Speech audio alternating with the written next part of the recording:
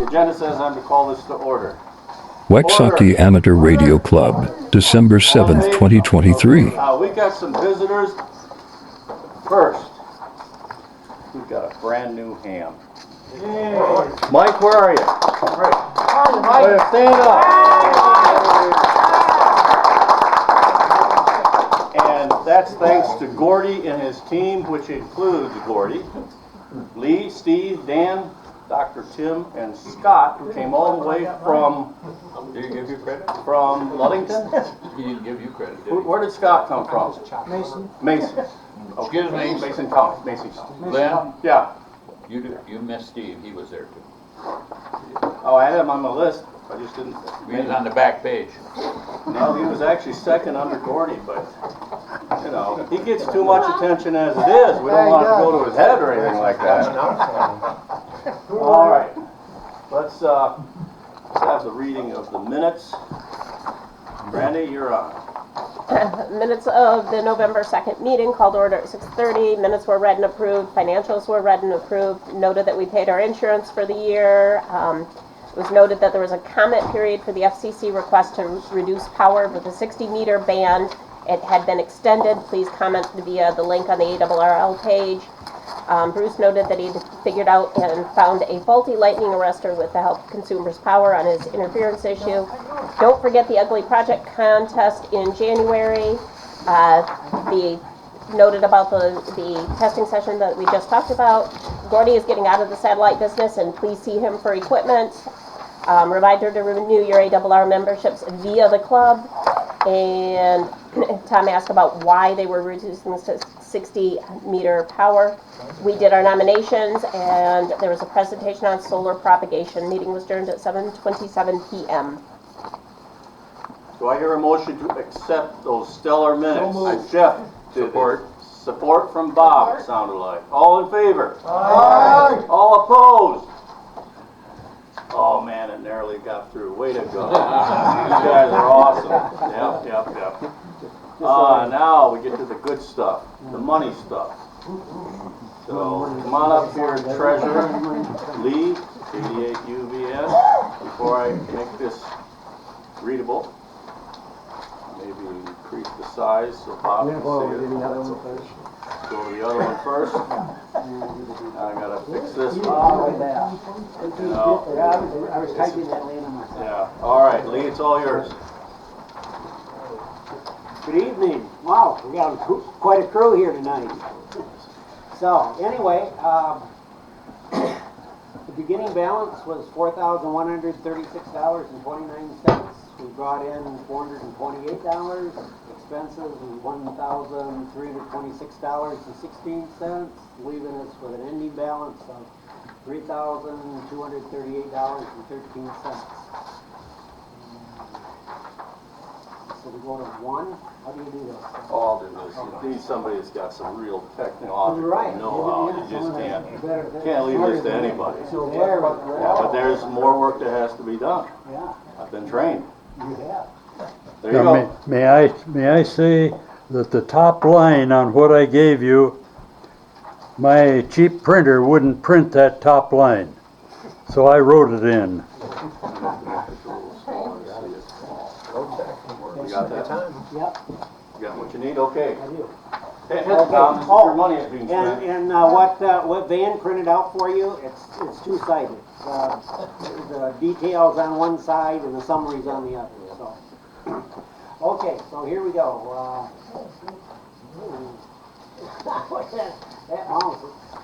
Okay, so we got the dues. We got a lot of dues we're paying. $295 of dues. We got a $15 check for commission from the ARRL for paying your membership through here to us. We have $20 of income on the 50/50, and then $98 for coax. So that's all the income right there. We had a lot of income, but we had a lot of expense. $786 was the club insurance. Insurance is getting really, really expensive. I can remember, a policy like this used to be, $500. So And Herschel probably can remember that too, because he was the treasurer. And let's see here. Oh, Lynn Craterman, I don't know who he is, but he got a check for $16.91. I needed a new mug. He needed a new mug. All my mugs are broken. Thanks, club, appreciate it. And Bob and Eric, we paid his phone bill. Not my phone bill, it's I the know, club's that's phone. actually the phone. Boy, got him going there. That was fun. I'm gonna do that again next week. May I comment on that? Yeah. No. I don't know if anybody remembers when we had Bill NJA was in charge of that, and the phone bill was in his name, and he didn't have auto pay. He was relying on someone to send a check, and he got a dunning notice because somebody forgot to send a check, and it was bad. Yeah. He was really upset. So, Well, I think we got. so I set up auto pay, and he's reimbursing me for the auto pay. Yeah, and I usually, I try to send it in within a day or two of when I Yeah, get the he email. sends it to me and works very well. So, yeah, thanks for doing that, Bob. Let's see, so, and then Amber Kelso, we paid $500 for, to have our website. She's, what's the It $100? was $400 to do all the additions we asked her to do. She hasn't really been paid that much, but it's $100 a year for her to manage that website. If anybody wants to do it for less than that, just see me. I Okay. think that's cheap at half It's- the price. It's cheap. That- And she's As good. long as it's just $100 a year, yeah, because the domain is probably 30 of that. So, Yeah. So anyway, she does a good job. I think from now on it's 400, isn't it? Didn't she set it up for 100 and, No, she set it up for 400. oh, she set up for And it's 400 100, and and then it's 100 for the year. 100 for the year. And then next year Just 100. She doesn't. really? Yeah. But isn't she gonna go ahead and make changes to it? She'll make changes monthly. Okay. As soon as this meeting is over, I'm gonna send her a bunch of stuff to update the website, and she'll do it. That is a real bargain. I thought it was 400 to keep the updates. Okay, that's pretty much it. If you notice on this, it's a little hard to read, but there's these little marks up here. Income's on the left, expenses on the right. So I inherited this spreadsheet, and I'm not making a new one. So, Do we have a motion to accept, or any questions? Steve has a question. Steve? What is the club insurance? What's that for? It's all of our radios and equipment. The repeater. part of The top- repeater. Repeater and all that stuff. If the repeater took a lightning hit and We'd be, went out, that's the big one, the repeater. If that took a lightning hit, we'd A be deductible really or glad is we that have the insurance. But does that cover everything? Is there a deductible or how does that? There's the deductible, $100 deductible. Okay, thanks. Herschel. Oh, and wait a minute, there's insurance on that too, $1 million of liability. Like, for the Ham Fest and in our Festival races. Festival races, field day, it covers all that stuff. Oh, I'm sorry, Herschel, go No, ahead. I just was saying, I'll accept them. Oh, okay. Thanks, Herschel. I'll support. Okay, Herschel moves to accept.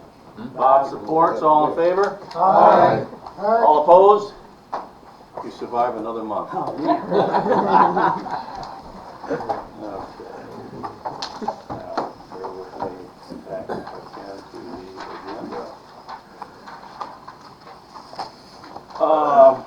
Before we do anything else, we do have quite a few new faces, so let's go around the room. It might take us a half hour, but let's start here with Jeff. My name is Jeff Swainston, W-A-J-A-S. Been up and living in Manton for about 7 years now. I was a longtime member of the Allegan County Amateur Radio Club when I lived down in the Door area, and was part of the Amateur Radio Club, part of RACES, part of emergency management. You're sitting at the right table. Also did some search and rescue with the county. And because we had a nuclear power plant in our area, we had this special training for communication for that. So was quite active, moved up here, and it kind of got put on the back burner. And I had a antenna put up, an HF antenna in my backyard. The wind blew it down. I just recently put up a disc cone antenna. I run a 991A out of my shack, so I put a disc cone antenna up and got back on the 2 meter and 440, and so that's how I got hooked up with you guys again. And I know with Tom, I bought an antenna from Tom when I first came up. That's too bad. Keith, did you set this up for him to be here? No. Come on. Let's keep going around. I'm Keith Newell, Hey, N8KRN. I'm the airport manager, and I was here before asking for all of your assistance at Wings and Wheels, and I greatly appreciate what everyone did for that event. Thank you. Randy? Randy Boyke, if you're here in Wexaukee County as a resident, I'm your emergency management director, so I serve you. And part of Region 7. I'll add more to that, answer some questions, do a little Q&A. I'll piggyback onto Keith's presentation. How's that? Bill? Excellent. I'm Bill Endress, and W8FFG, and I live just south Traverse City, the Chums Corners area, and basically my interest lies really more in digital radio. I do some HF, but I'm getting pretty heavy into the digital stuff with Yaesu System Fusion and some others, and looking forward to being Santa Claus this year. Yay. So that'll be fun. Do something new, and it really kind of goes right, in hand in hand with one of my passions, and that is to recruit and get new members into the hobby. That's it. Mary? Okay, I'm Mary Harris, and I'm Bill's sister, and I'm WD8JHU, and I'm a fairly new member of the Cadillac group. I'm a regular on the Up North Saturday Night Live Net Saturday nights, and Grace Strong with the WIRA repeater group, and a regular on their nets, including the Insomniac net, which is Wednesday morning, 3 to 5 in the morning. And I'm also a member of the All State YLs, and which I'm very proud to be of, and I'm trying to recruit other women hams around the state for the All State YLs. And I'm also helping my brother Bill with the Santa Claus project on Christmas Eve. Might be Mrs. Claus. Okay, Neil. Yeah, Neil Beach, W8NPC, from down Lake County, just west of Ashton. Lake Michelle. And I've been in and out of the hobby a couple dozen times in the last 40-some years, and this is another go-around. We're glad you're back in. I forgot to mention name, call sign, and where you're from. Go ahead, Steve. Thanks, I had a speech prepared. Use your teacher voice. Hi everyone, my name is Steve, W8SJS, and I live in Cadillac. Right on the lake. Ray. Radio KDA-GAI, just north of Cadillac. Rich, K8MFC, Cadillac. WA8BES, I live over at Woodward Lake. I'm Bob, N8BOB, and I live in Cadillac. And I'm Ron, KE8MIR, and I'm from Manton. Purcell, KC8HJU, 2 blocks north of Cadillac. Roy, Kilo Charlie 8, Golf, Zulu Golf, Tustin. Tim, KE8, Yankee Indian November. Where are you from, Tim? Cadillac. Oh, I'm from all over.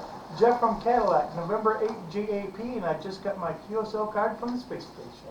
Oh my goodness, way to go. Good job. Did you bring it? No, I didn't. I can next time. Okay. Where's it from? Space Station. Joe, N8PMF, Lake City, Stittsville area. Stittsville. He forgets. Be careful. Gordon, WACT from Lake City. Jim from KD8UMD. Lee? Lee, KD8 UVN Cadillac. Brandy, KC8TXS from Cadillac. And I avoid joining all the groups until someday I have more time. I'm Van, WA8 LKV from Tustin. And I thought I'd better tell you, I'm vice president. They let me come to the meetings. Yay. My wife has the cookies. They want her here. We tolerate Van, but we can't get along without Leah. Rich, KD8 UMS Cadillac. Dave, WD8LBZ, northwest corner of Clare County, the Clam River area. I'm out in no land. I'm Mike. I don't have a call sign yet, and I'm from Cadillac. He's gonna, next month when he comes, he's gonna be able to get his ball. Tom, WB8, WYV Cadillac. President Emeritus, okay? Yeah, and I'm Lynn, WA8UPB. Thanks, man, it's great to see all you here. President's report. Someone mentioned this before about me getting a mug. Well, next month, ugliest project contest winner gets this mug. Now, I know Roy's got something he's going to enter. Just a quick survey. How many are thinking of entering something? Okay, so we got some competition. Oh, okay. Try. All right, and I'm going to try. I've got a Tinker toy set at home then. So anyway, that's next month. Should be a lot of fun. I was also going to use this time to introduce Mike, but you all know him. ARRL dues. What's the deadline for getting them in on this? Special deal? Yeah, You don't want to talk about it, we should do get you? them in before Christmas. Okay. And then, Bill FFG over here would like to know what level of interest there might be in a digital workshop that would not be a part of this meeting because it will take at least an hour, and it would probably be a different time of the week, maybe a different location, but he's trying to get some interest or find out. So if you are interested and would be willing to attend a digital workshop, see Bill. Anything else? And yeah, that would be in the spring. Okay. Yeah, All we'll right. shoot for spring on that. I can probably get a venue for that, Bill. Okay. I'd be interested, but I'll probably be traveling. Yeah. Well, how about if we do it on Saturday? I might still be traveling. Oh, well. We work through the weekends when we're on travel. Oh. Okay, turn your attention to club activities. We don't need to spend much time on them. We know all about them. This is a club that loves to get together and loves to have nets. And there's a bunch of them there. Net controls, we're all set. We don't need to add any more right now because we're going to meet in January and we'll fill those up. Old business. I don't have any. Anybody have any old business or open mic? Always looking for guys from Mars. Anybody interested? We're tied to the 5th Region FEMA, and we move a lot of traffic. Tim isn't here tonight. He's in Mars. Jeff is thinking about getting in Mars. I got a new guy I'm working with. Well, I work all over the Midwest, but he's also in Michigan. So if anybody's interested in Air Force Mars, get in touch with me. Any other old business? Yes. Okay, Dave. Those people who might be working with, who are working with emergency coordination, that I have experience with Central Michigan Amateur Radio Club, the Lansing area, St. Joe, Benton Harbor area, working with all of these people with the Sheriff Department. Okay, well, as you will probably see when we get to our program, one of the reasons Keith and Randy are here is we're really trying to get Wexford County amateur radio operators sort of back in the emergency scene and get the training we need and to be available. And so Keith is going to do the program tonight. Randy's coming back to do a little more extensive on what the county is doing, what's available to us. There's some really exciting things that are going on, so we want to be a part of it. So thanks, Dave. New business. I got it.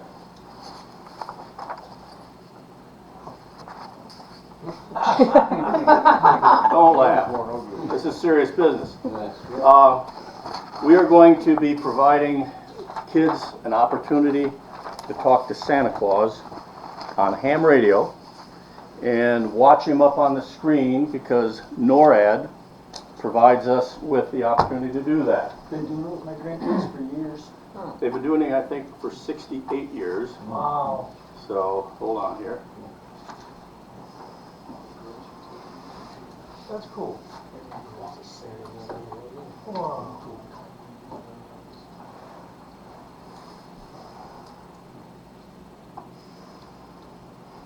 I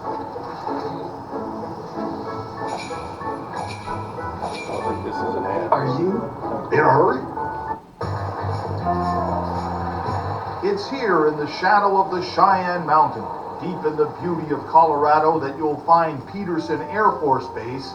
Gentlemen, home for over 50 years now to one of the most sophisticated defense systems in the world, scrambling fighters to protect the entire North American continent.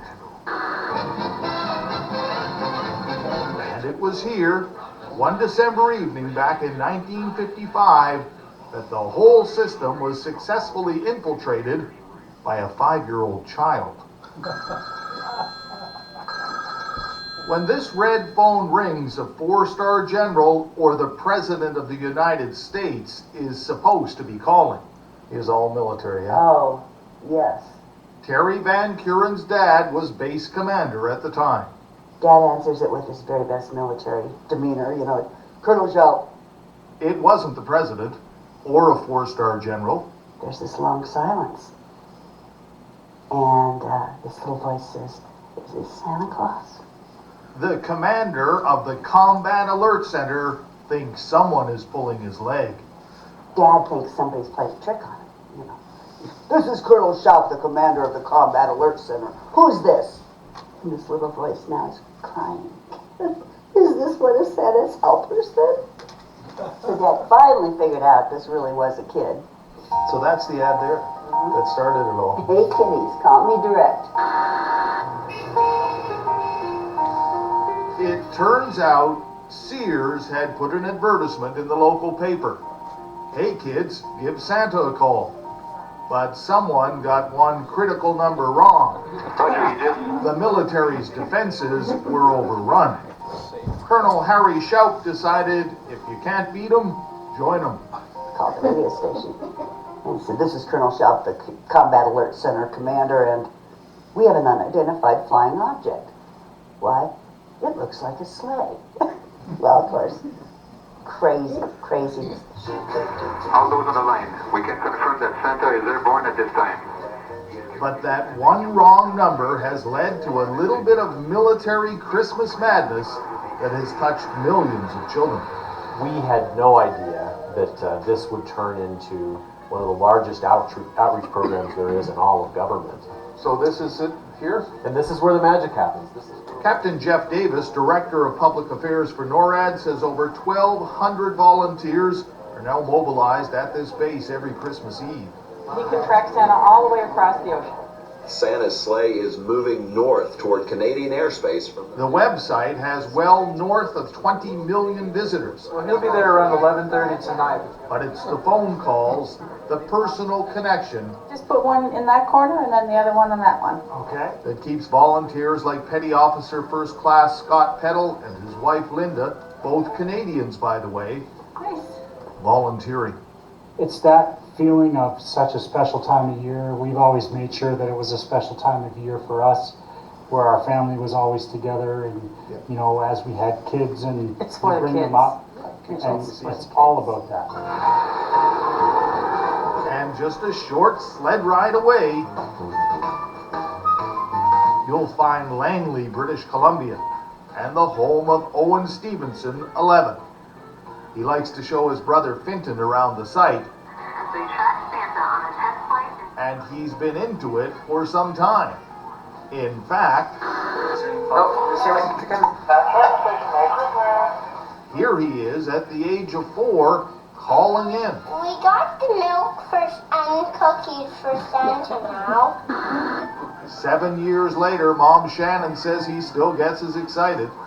He really is into this. Wow. Sort of. How many times do you check it out? It's hard to count. You're a man of few words, aren't you? Sometimes. But make no mistake, he's watched every video. The NORAD Santa tracker is still very much part of his Christmas. So that's Santa. He's a pretty nice guy, eh? Yeah, he is. Those are Okay, that's just to give you a little idea of what we hope to accomplish at the airport on Christmas Eve, which I know is a tough time to get volunteers.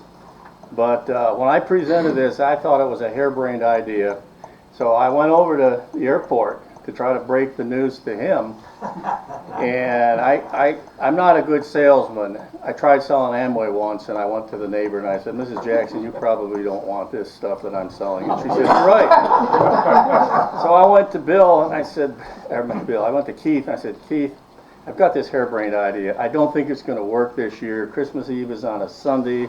Your office is going to be closed. We probably can't have any people here, but I'm kind of thinking it'd be fun to have kids talk to Santa here at the airport and watch him on the radar. And he didn't say he liked the idea. He said, I love the idea. And he said, our board is meeting in a little bit. I'm going to present it to them. And they came back and said, we'll provide the hot chocolate and the cookies. And they even helped design something that I hope what you will take. These are some flyers that explain it. And if everyone would take one, although I don't think I made enough for everybody, and find a place to put it publicly. I met with all three of the elementary schools in Cadillac. Plus, I sent notices to every... So I can put it on the board of the hospital. I'll take the So, that's the first thing I'm asking for, is a little help publicizing this. There's going to be an article in the paper about it. Channel 9 and 10, the 4, may do a story on it. Our goal is 100 kids. Now, if we have 500, I don't know what we're going to do. But we'll figure something out. Okay? So, explain, so a kid's going to have to find a 2-meter radio? No. They're coming to the airport. We've got a station all set up. We will have a station all set up. Oh, he'll be in another room. No, he's going to be in Braun. It's going through the repeater. Oh, got Give us a good oh ho ho. Oh, oh, oh. I mean, come on. When I had this idea, I thought, who can play Santa Claus? I thought, hey, Tom. No, that won't work. Well, Brandy. No, that won't work. And then I remembered the voice of Santa sitting right over there. So that's the first thing I need. Take those around, put them up someplace. I also would love to have volunteers. Now, Lee has volunteered to man the microphone at the airport. And we've got a script Bill can use. Hi, I'm Timmy from Lincoln School. Bill says, oh, ho, ho, ho, what's your favorite teacher? And what do you want for Christmas? And we'll just kind of rotate him through. I don't want Lee to have to sit there for 2 hours doing that. Bill, you sort of have to. If you're in the comforts of your home. It would be great. Yeah. Even if you could only stop by for 20 minutes to give a little relief. It's no big thing. It's not hard. You just hold the mic and you will get to experience the joy of seeing kids smile because they light up. Remember at Wings and Wheels, boy, when they got that mic. So that's the new business. I hope you'll help us out. Any questions? Well, Lynn, that article, I know you get the paper and I sent it to you, but what I was trying to get across is that the one, they just had a thing at Wexford Historical Society, and then they went to a couple churches, like at our church, well here, they made cookies, they're decorated cookies in this room. Well anyway, there was 150 kids, so we could have easily over 100. Every principal I talk to at the 3 elementary schools thinks it's a great idea. One says, I'm bringing my kids, so. Wow. Cool. Yeah. Great. It's just another way to serve the community. Yes, Jeff? You know, I could pass all these up to my customers. With the kids coming in a car, if you wanted to print a bunch of them up. I'll print a bunch of them out till my printer runs dry. I will pass them out, sir. Great. It's a great idea. Well, yeah. could you send it to Hey, we got to recruit. attachment email? I don't have any. And I'll kids print that- them off for McBain so. and Marion's Elementary and middle school. I sent one to Marion Elementary Okay. and McBain Elementary. Okay. But, good point, if any of you want a PDF of that, I can shoot it out to you, you can print them out yourself. There you go, that's a great Yeah, idea. do that. I got a color laser printer. Okay. Are you gonna make me dress as an elf? That's a good idea. No, they're not gonna be able to I see like that. Can we get those shoes that kind of curl up like that? I did play Santa once, but I had a big pillow on my. All right. So, hey, Lynn, Age limit? you already have a recruit.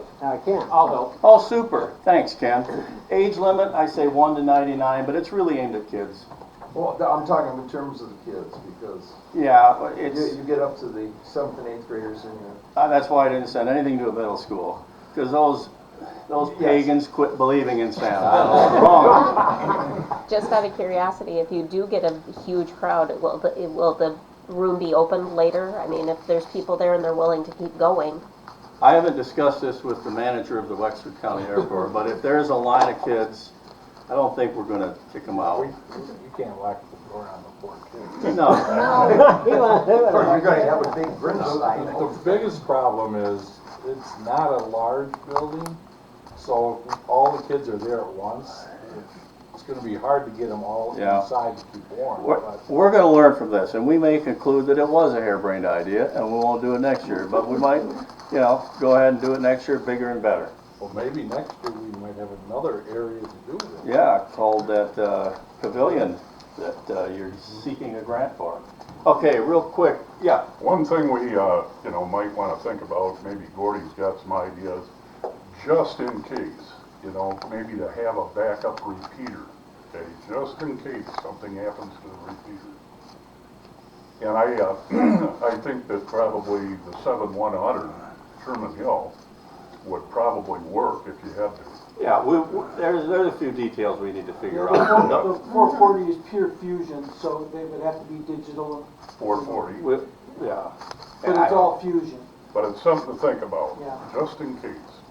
I can take it off the net and just leave it open if it needs to be used for that. Okay. But it will have to be digital. But you've got digital, that's not a problem. I may need a digital radio at the airport. I got a couple you can borrow. Okay. All right. Well, we've got time to kind of There's plan it plan out. B. I'll be out of town, so. Yeah, okay. But I will take the repeater, or I'll arrange to have it taken off the West Michigan Connect, so it's just local. Okay, good. And I've got an FTM 300 you can use.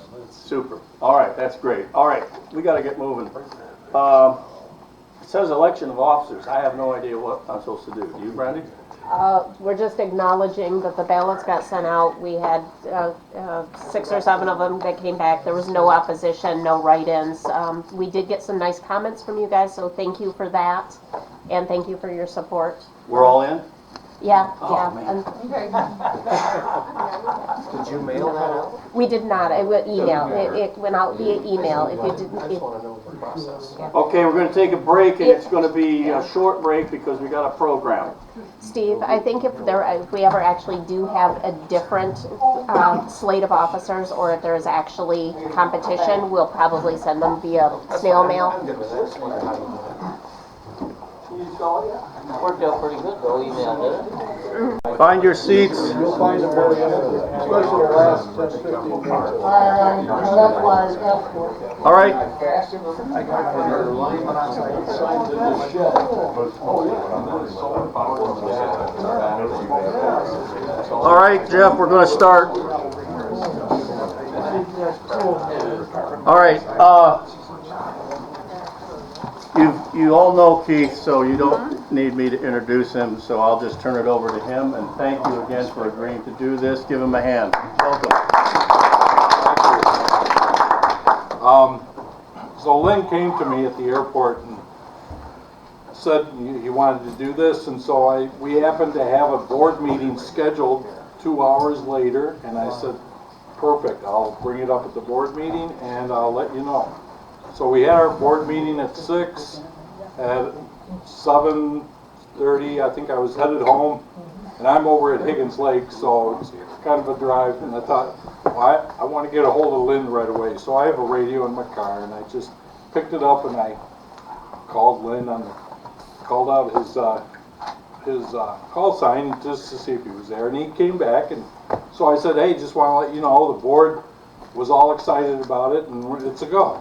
And so he goes, oh, great. So I'm driving across M55, and it's kind of wet out, and in fact there are puddles. The car's kind of hydroplaning in some of the puddles, and trying to figure out what to do with the mic. And normally I just put it in a cup holder, but I just put it down, and I keep on driving. Well, something gave me the urge to just pull over, and so I pull over to the side, and I put my window down, I put the car in park, and this gentleman comes up and says, do you know how fast you were going?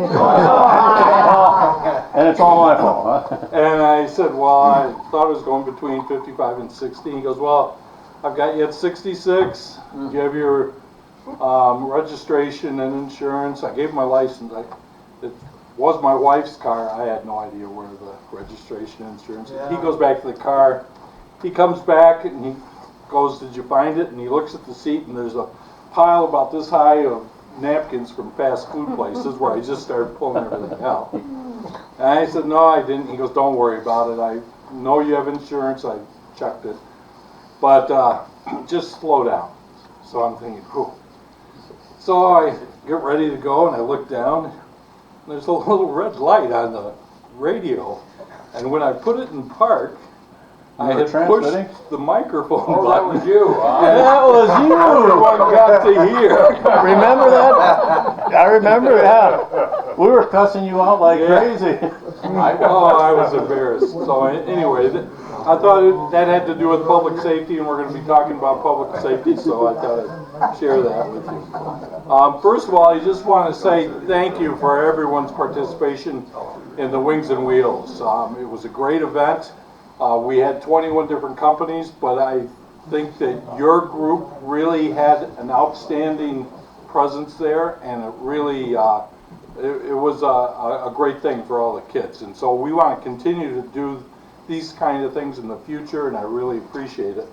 So then I also want to thank you for ahead of time for the Santa Claus thing. I think we're going to learn a lot this time around, but it'll be fun. No matter what, I think there's going to be a lot of smiling kids, even if they're cold and freezing and standing outside in the line. But thank you for that. What I wanted to talk to you about is, how does the Amateur Radio Club here get more involved with the emergency management at Wexford County? And everyone, you all met Randy Boyke. He's the executive director of the emergency management group in Wexford County. He's new to the position, and it is being made a full-time position because it is a huge task. And so with this additional focus, I think now is the perfect opportunity to get the club involved with the integration into their emergency management operations. So that's why I wanted to come to you. I kind of feel, like I'm straddling both sides of it because I work with the emergency management team on things. We're looking to do some stuff at the airport with them, and I'm now here at the club, so I think this is a great opportunity.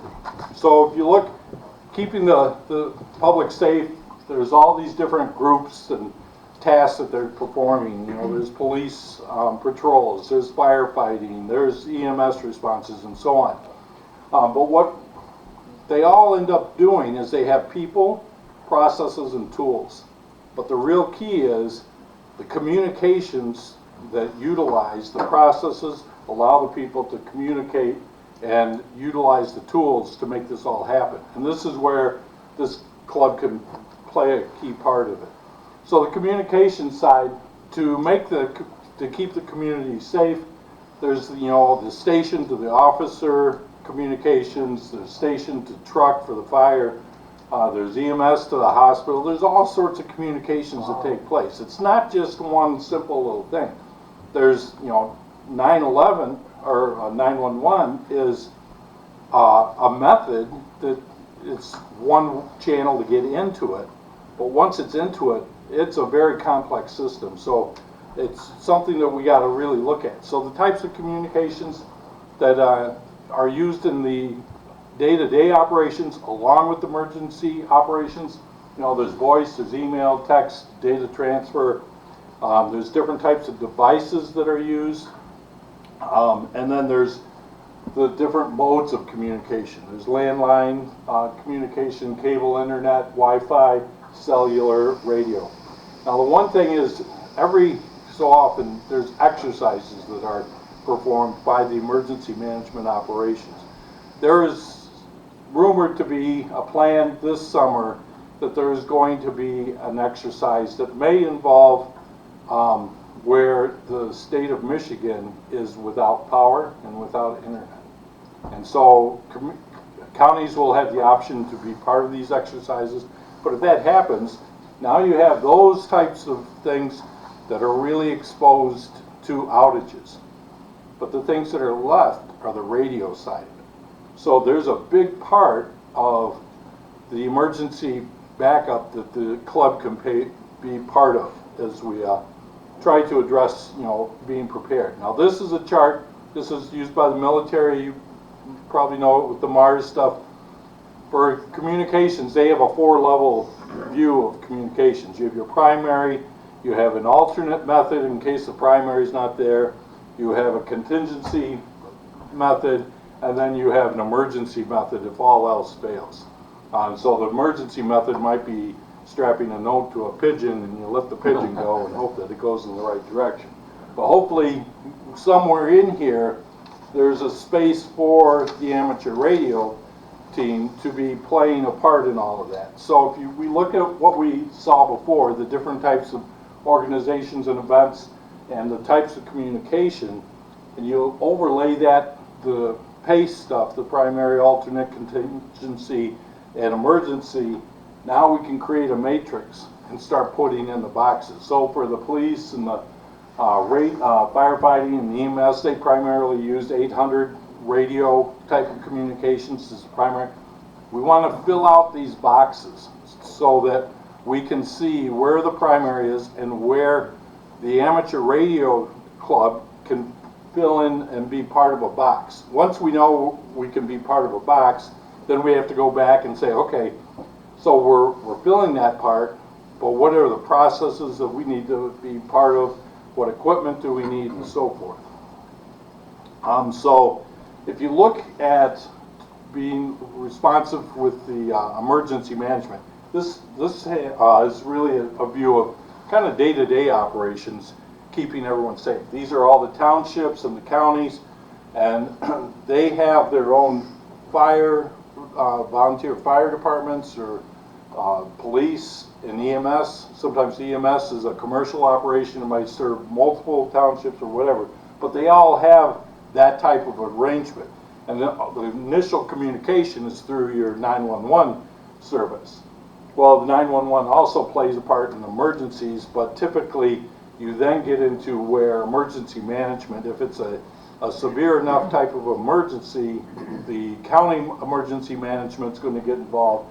If it's large enough, it may require state, and the county will go to the state, and there's a whole process to get the state involved, and then the county actually becomes part of the state operations. And then if it's even larger than that, it goes to FEMA, and the whole operation is now under the umbrella of FEMA, working with the state and the county. So then there's other groups that typically during an emergency operation, you've got your CERT teams, and those will vary from county to county, the types of preparation they have, the training, the experience that they have. Some CERT teams are a lot of retired police officers, fire department. Some are just people that are interested in that kind of thing. So it's a whole variety of things that they provide. You have the Red Cross that has all of theirs, and I learned today Salvation Army is a big key in emergencies, that they provide services. And then Ray can speak to the Civil Air Patrol is also a key group that gets involved, especially in search and rescue type operations. So those are support groups. Now, if we're looking at, well, we're trying to provide communications. Communications involves all of these different groups. Somehow, we've got to figure out how we manage that integration of that matrix of all that communications. So there's different groups that are established. You talked about the Mars group.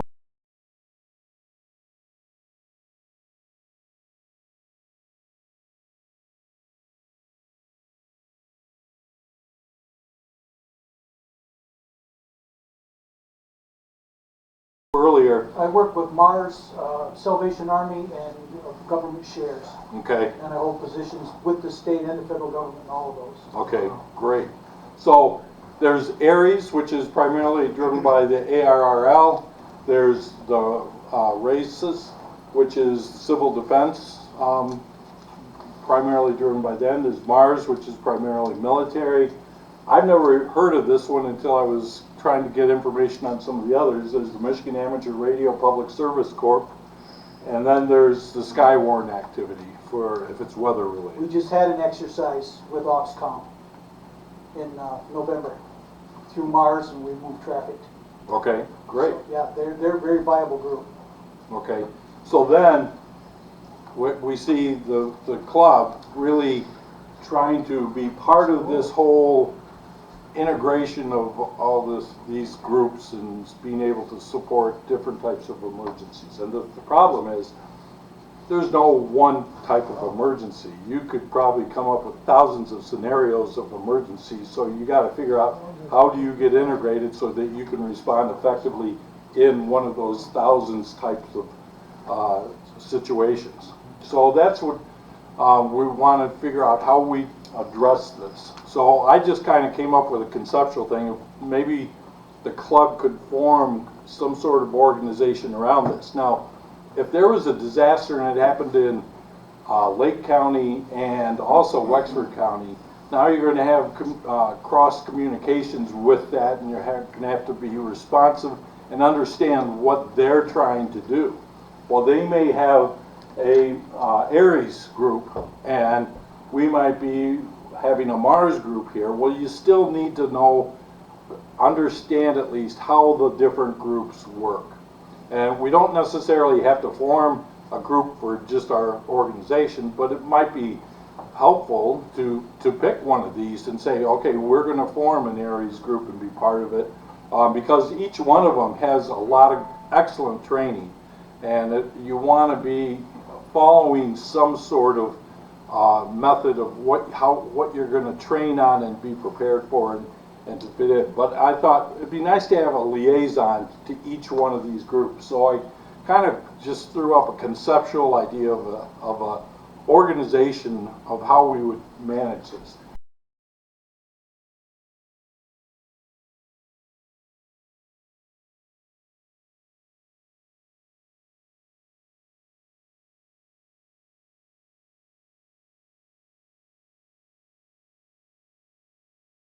So you have Lynn as the president. Now, I don't know if you have these types of positions, but I would think that it would be helpful if you had a systems engineer that's responsible for anything you do, whether it be implementing a repeater or whatever. They kind of oversee the configuration of how that is, and so work with everybody to pull it so that the idea is good for the growth of the club, depending on different directions it may be wanting. You might have somebody that's the coordinator of all the installations of anything you do, and then somebody in maintenance. And the installation and maintenance may be the same person, it may not be, it depends. But then it would be nice to have one person who is the designated coordinator of the emergency management. Now, they may not be the real doer of a lot, but they're coordinating, and they're the liaison to the emergency management group, because they don't want 15 people coming to them saying, we're going to do this, we're going to do that. You need one focal point that's really going through there. And then set up liaisons to each one of those groups. And again, like it might not be where we are becoming one of these groups, but at least we understand and somebody has gone through and understand what what they provide, how they work, how they operate, what we might want to do if we're ever going to have to interface with one of them. And same thing with the support group. So over there under Cap, I put Ray's name since he obviously would be the appropriate person for the Civil Air Patrol to have that. But something this might make sense to assign people over time. And it's not necessarily a big job, or just understanding what it is and kind of help communicate that to the rest of the team. The state of Michigan, their emergency management's divided up into districts. These are the districts, so we're in District 7. We already know we have resources in District 7 that can help guide us with some of the things they're doing in other areas in District 7. So that would be very helpful. But then that again gets into the coordination. If we're doing something for Wexford County, it might have to be something that we're supporting Alpena.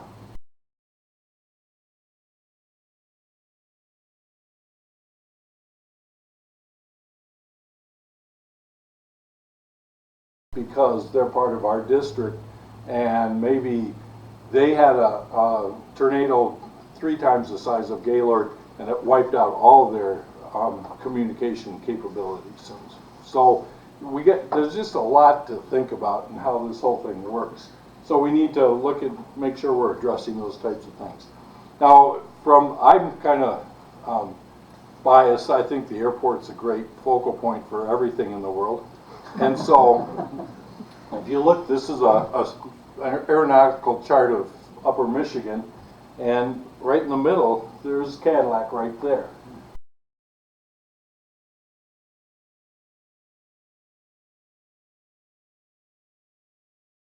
What's really interesting is that, well, first of all, pilots don't like to fly over water if they don't have to. So there's kind of borders. So we're right pretty much in the middle of all of that. Plus, for 32 nautical miles, there's really very little in terms of airport support for this community. So this is 4,000 square miles of area, and Cadillac's right in the middle of it. So it's a great opportunity for us for a lot of things, but that means we could be called on to be the emergency support for 4,000 square miles of area. So we got a lot of things we got to think about.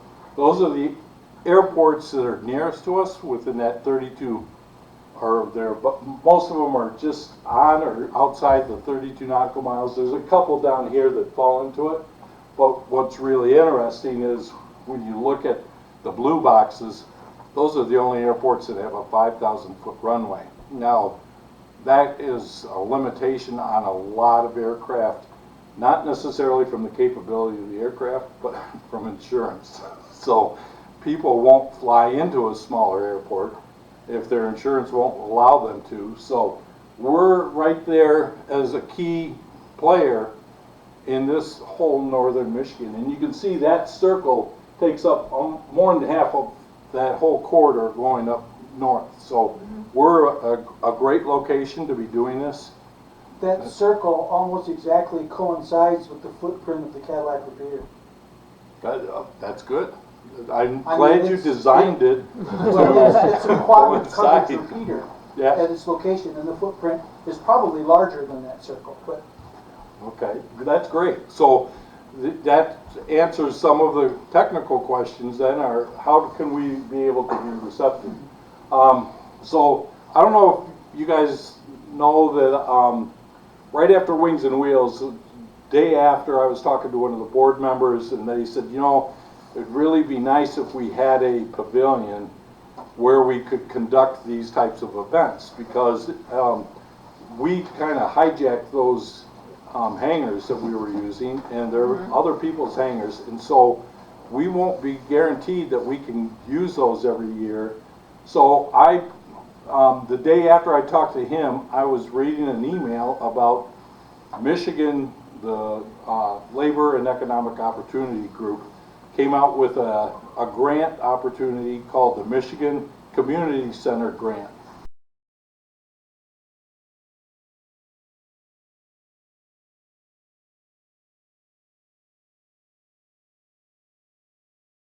and they have $60 million in it, but any one grant can be up to $2.5 million. So I thought, here's an opportunity. This is a community center. This is something that the whole community can utilize. And so I designed, just sketched on PowerPoint, a 150 by 50 foot room that would have 6 bifold doors. So on both sides, the doors go up. It can be used as a pavilion, or you can close all the doors, and then you could have business meetings in there. You could have emergency shelter for, say, 150, 200 cots that the Red Cross could use. I really tried to sell it as a multi-purpose pavilion that the whole community buys. Well, we were supposed to know in November what their decision was. It was pushed out to December, and now it's pushed out to January. But I'm still trying to fight for this thing. We had a dozen letters of support from different groups, including the club, that went to the group, and I think we had a big impact because when they came out with the first extension, they said, we're going to extend this, but you can still send letters of support. And I thought, I'll bet it's because of the letters we got. And we got them from the Civil Air Patrol, the club, the Michigan State Police, the Chamber of Commerce, the CTC. We got them from just all over. And so it really showed the cohesiveness of the community. Well, anyway, I'm kind of getting off to the tangent, but one of the purposes of this would be as an auxiliary communication center. So we could either have a separate room that would be permanent, that wouldn't have the bifold doors, and you could set it up with equipment permanently, or we could have a trailer that could be parked in here, and it's got everything, and then if you need to, you could pull the trailer out and move it to another location. So that's something that we want to consider, but one of the justifications that was in the grant application was auxiliary communication center and an alternate incident command center for any emergency. So we're really trying to find out ways to do this. In fact, here's some just from the public safety and emergency management. These were the things that were in the application. The command center, the aux communication, temporary shelter, drone training. I don't know if you guys saw the $35,000 drone that they had at Wings and Wheels, but it's very sophisticated, and you need training on public safety with the fire department. We have some items there, and tactical driving on the actual ramp area, but there's classroom then inside. So we're really focusing with this group on the aux communication side. So going forward, what I'd like to see is identify those public services that are required during emergencies, prioritize the list in order of importance. Which ones do we have to try to get in front of first? Research best practices found at other emergency management, and Randy goes to these meetings with all the different emergency management across Michigan, and there's a lot of resource there that we can play with. Create the PACE chart so that we know where we fit in. Identify where we fit in on that. Identify the roles, the processes, and that for the club. Develop the build out of a solution. We need to add something to the repeater. I don't know. It's just something, whatever we see technically we'd have to do, then we want to try to figure out how we build it out. Create an education plan for everyone that's involved, including the other organizations, so they understand how we play in this thing. Present it to those groups, and then build out the solution. And then eventually run test scenarios. It'd be nice if we had something in place by next summer, so that when they say, okay, now Wexford County has no electrical power or internet, so how are you going to survive? We would have at least a piece of it to say, okay, you can see how we're going in the right direction and we're trying to prepare for it.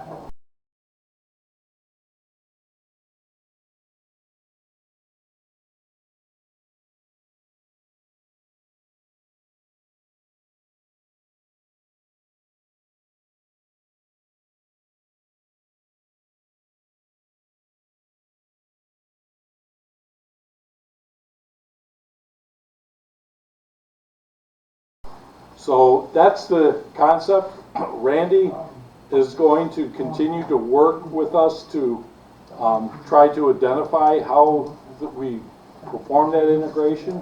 But I would just now like to open it up and get people's ideas and opinions on, you know, does this sound like a good idea? What do you think the club could do, and so forth? And Randy can chime in on any piece part of this. In fact, is there anything you'd like to add before we do that? This is, first of all, thank you for Keith and Lynn. I get to sit down with them and discuss this, and it's something that we truly believe is very important. Much of what we do, I guess if you describe my job, I get to orchestrate chaos at times, and getting the resources in place. None of it will happen if we don't have communication. It just doesn't happen. It doesn't matter what the emergency is. If we lose communication, things go south very fast without that. I can tell you that if I met today, we meet once a month as a region. You saw Region 7 there. There's 19, it's a combination of 19 counties and tribes. Tribes are all involved in this as well. But we're all part of the whole state. I meet once a month with EM. Last month there was a 25-minute presentation, and the state is now asking for what do we have for auxiliary communications. They're really pushing the PACE program through right now. They really want to see this PACE filled in. And the primary did a great job, Keith, of aligning. It's everything that I'd wanted to tell you about that. But where does this plug in? Right after, when the primary fails, that's when we need that interoperable access to come alive. We really do. I've got a question. Does Wexaukee County still have that emergency van that they had? That we do. And is it functional? And it's functional. Are there radios in there that that's where we hurt. That vehicle, and I might be getting ahead. I'm doing the research on it right now, so don't pin me down. I'm not pinning you down. No, but I mean, because I think it's a good thing. What I'm looking at right now is just exactly how we can define and what we can do with it. It is out of date as far as really using it as a true mobile command center, because we've switched to 800 and it's a VHF system. The thing is it's virtually brand new as far as its equipment. It's a diesel 450 chassis from Ford. It's got all the desks and workspaces in it. It has its own diesel generator that powers it off the fuel tank. I mean, it is rolling. It has a total of 5,000 miles on it. It is not even broken in yet, sitting there on brand new tires because the other one's dry rotted. What I'm trying, and I'm working at this point, is if there's enough interest, could that be an Auxcom mobile command? And dedicated. As I say, I would argue that you want to keep some, maybe not all, but keep some of your VHF capabilities, because a lot of the VFDs around the area are still using VHF. Correct. And throw in some sort of cross banding to go from the VHF And to you're the only 800. 2 towers in any region in that 800 network from that whole thing not working. That's correct. I'm gonna call an audible, because I promised people we're out at 7:30, and you did a great job. I sense there is still some questions and so forth. I think Randy and Keith will stick around. I want to also mention this book here, Four Winds. You know, it's a really great book. I read it. Who'd you used to work for? I flew for Four Winds. He was their corporate pilot. So that's kind of cool. You're probably in here. There's that I have no recollection of what happened. There was that big party that they threw over there, remember? I have no recollection of that. Okay.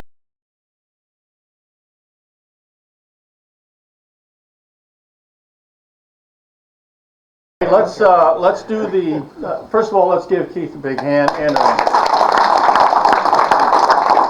the most important thing besides cookies at this meeting is the raffle. So 50-50. Leah, look at your cards.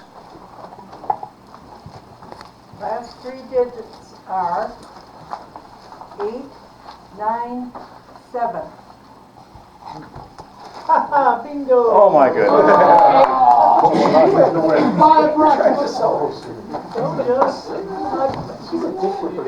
Okay, the meeting is adjourned, but if you want to stick around and ask some questions of these two gentlemen, feel free. I love the idea of a coordinator from the club that takes care of that.